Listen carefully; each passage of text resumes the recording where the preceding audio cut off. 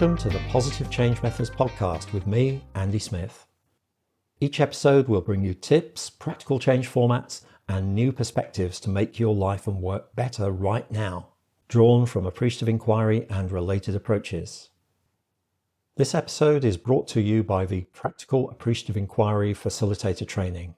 Let me show you how to get started using Appreciative Inquiry confidently with teams and small groups.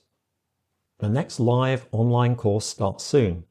You can find the details and how to book your place at coachingleaders.co.uk. All right, let's get going. Episode 2, the neuroscience of appreciative inquiry and other positive change methods like solution focus and positive psychology. In this episode, it's the science bit. We'll be looking at how discoveries in neuroscience support positive change methods, 2 networks in your brain, why you need both to deal with challenges, how our normal methods of working leave us stuck using only one, and how appreciative inquiry can rescue us from the problem-focused trap, the brain's built-in negative bias, and why we need to redress the balance. How discoveries in neuroscience support positive change methods. Advances in brain imaging technology from the 1990s onwards enabled researchers to discover 2 networks in the brain that in some ways are in opposition to each other. The task-positive network is activated when you engage in cognitive tasks, perception, motor control, and problem-solving, including logical analysis. It tends to produce stressful feelings, activating the sympathetic nervous system. In his excellent book, Helping People Change, the eminent researcher Richard Biatsis renames this as the analytic network. The default mode network enables big-picture thinking, engagement, motivation, stress regulation, and social and relationship awareness. It's associated with positive emotion, trust, and feeling supported. Biatsis calls this one the empathic network. Again, more descriptive and easier to remember. The 2 networks are opposing domains in the sense that when one network is active, it inhibits the other. Analytic thinking fires up the analytic network, but also turns off the empathic network. On the other hand, empathic thinking activates the empathic network and suppresses the analytic network.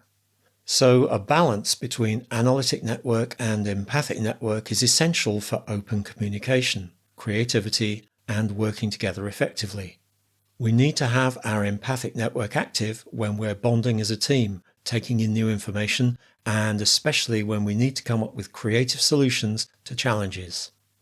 Then, ideally, we'd go into task-positive mode to carry those solutions out. Usually in the workplace, we don't have any difficulty in activating the analytic network. We're in that mode most of the time, as we work down our to-do list and aim to meet targets and hit deadlines. Unfortunately, the side effects include defensiveness, lack of trust, seeing other people either as a means to an end or as threats, stress, reluctance to try new ways of working, and a focus on short-term results rather than longer-term and bigger picture aims. It's when challenges hit that we most need to go into empathic mode to learn from each other and break out of the thinking that led to the problems in the first place. So, how to encourage greater activation of the empathic network in the face of the pressures of organizational life? Appreciative inquiry lights up the empathic network. Appreciative inquiry and other positive change methods like solution-focused practice encourage empathic network activation and positive emotion in a number of ways. Just being listened to with 100% attention activates the empathic network. When people are asked about their strengths, their achievements, and things they're proud of, they become less defensive and open up more. It's easier to like and trust other people when they're talking about their best experiences, their deepest values, and their aspirations for the future. When they reconnect with their values, what's important to them, they become more resilient and have more of a sense of purpose. Emotional resonance, when one person starts to experience the same emotions as another, helps people to bond. Positive emotion helps people to engage their visual creative imagination. Problem-focused approaches emphasize external forces and constraints that can lead to feelings of being judged and self-consciousness. Appreciative Inquiry, by contrast, evokes a sense of safety and self-empowerment that encourages new ideas and scanning the environment for possibilities. Now we know about these two networks, we can see that if you were to get too analytical, as we do in traditional problem analysis mode, you risk flipping your group or team back into analytic network thinking and shutting down the empathic network that they need to find creative solutions and aspirational goals. This is why in Appreciative Inquiry we focus first on what's working and on positive exceptions. Even if they're few and far between, we'll find them if we look for them. The brain's built-in negative bias and why we should address it. Appreciative Inquiry provides a useful corrective to the human brain's natural tendency to focus more on negatives than positives. Let's look at what this means. Have you ever been on the receiving end of an insult or critical comment and found yourself brooding on it for days afterwards? If you get a mixture of positive and negative feedback about your work performance, which one sticks in your mind longer? Do you still vividly remember making a fool of yourself in front of friends or family, even though it happened decades ago and everyone else has forgotten about it, if they noticed it at all in the first place? If so, you're pretty much like every other human being. Research has found that we pay more attention to negative images than positive ones, that we give more weight to risks than opportunities in decision making, and even that negative news feels more true to us than positive news. We take in negative information more quickly than positive information, and when we're forming an impression of a new person, the negatives about them influence our overall judgment more than the positives. Once we're in the frame of mind that views the world in terms of negatives and losses, the loss frame, it takes us more time and effort to switch to the gain frame, noticing positives and potential gains, than it does to go the other way from gain frame to loss frame. It's easy to see how we evolved to give more weight to potential losses than potential gains, to negatives rather than positives. Imagine a group of our ancestors hundreds of thousands of years ago on the plains of Africa. In the distance, they see a nice, tasty herd of antelope. But in another direction, about the same distance away, they see, oh no, a bunch of hungry-looking lions. If there were any early humans in that group who paid more attention to the antelopes than the lions, they probably didn't survive to pass their genes down to us. Why do we need to redress the balance from negative bias? Because human beings tend to emphasize negatives more than positives, we sometimes need to deliberately remind ourselves not to overlook the positives.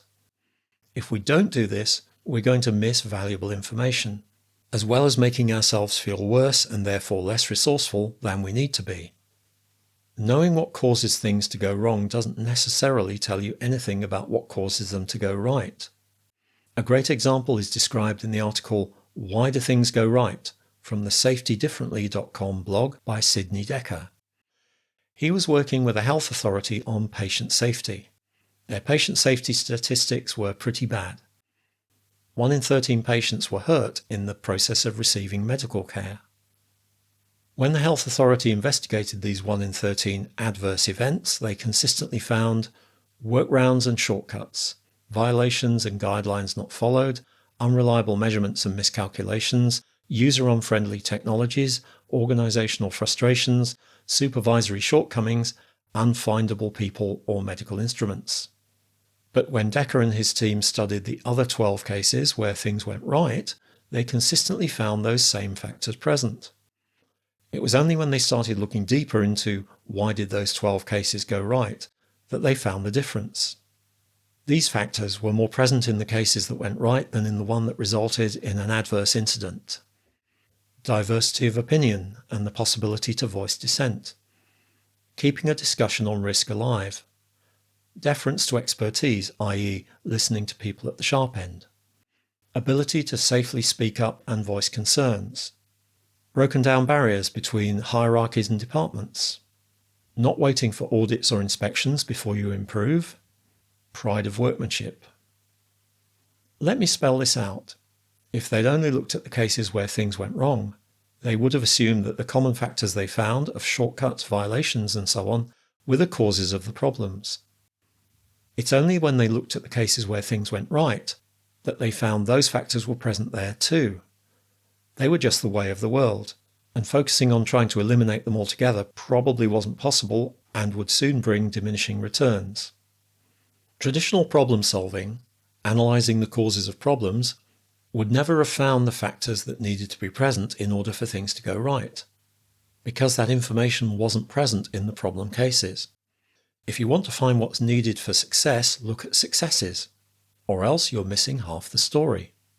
Left to ourselves, we would give much more weight to negatives and problems than to positive factors and successes. So to combat this unconscious bias, sometimes we need to deliberately employ a procedure that reminds us to raise our eyes from analysing deeper and deeper into the problem, remember that we have resources and successes, and put problems back into context. We need, in fact, appreciative inquiry.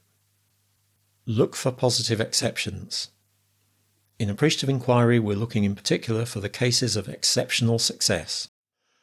We're not benchmarking average performance. We're interested in the times when things went exceptionally well, even if those occasions are few and far between. In a conventional benchmarking process, the occasional moments of peak performance would probably be dismissed as statistical noise, just blips to be ignored as within the margin of error. In the next episode, we'll start looking at the basic principles of appreciative inquiry, starting with the constructionist principle and what it means for you in practice. Thanks for listening to the Positive Change Methods podcast with me, Andy Smith. You can find the show notes at positivechangemethods.com. Please like and subscribe so you never miss an episode.